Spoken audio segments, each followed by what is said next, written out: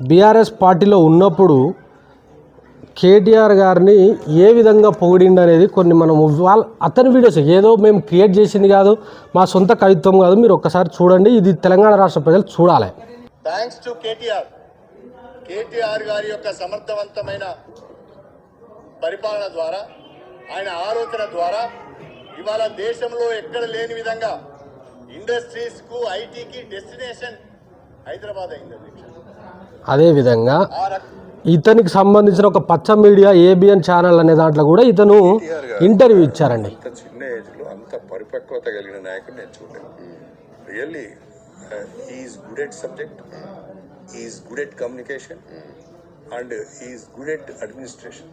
అన్నింటిలో కూడా ఆ రోజు బీఆర్ఎస్ పార్టీలో నువ్వు మంత్రిగా ఉండి డిప్యూటీ సీఎంగా ఉన్నప్పుడేమో కేటీఆర్ గారు నీకు ఒక దేవుడు, ఒక యువ నాయకుడు, అదేవిధంగా ఈ దేశాన్ని, ఈ రాష్ట్రాన్ని, అదేవిధంగా దేశానికి ఆదర్శవంతమైన నాయకుడుగా కనబడ్డాడు.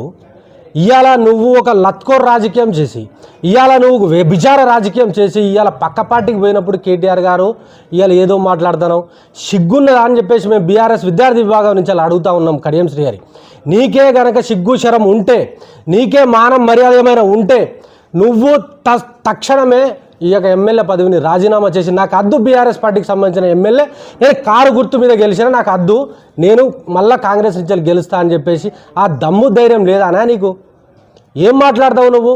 మొన్నటికి మొన్న నేను స్టేషన్ గన్పూర్కి సంబంధించిన ఒక విలేజ్లో తిరుగుతూ ఉంటే ఈయన గురించి అడిగితే ఆ దొంగ నా కొడుకు అట్లెట్లా పోయిండు, మోసం చేసిపోయిండు వాడు, ఇవాళ రిజైన్ చేసి మా కాళ్ళకాడికి వస్తే ఈయన్ని తొక్కుతామని చెప్పేసి ఇవాళ ప్రజలు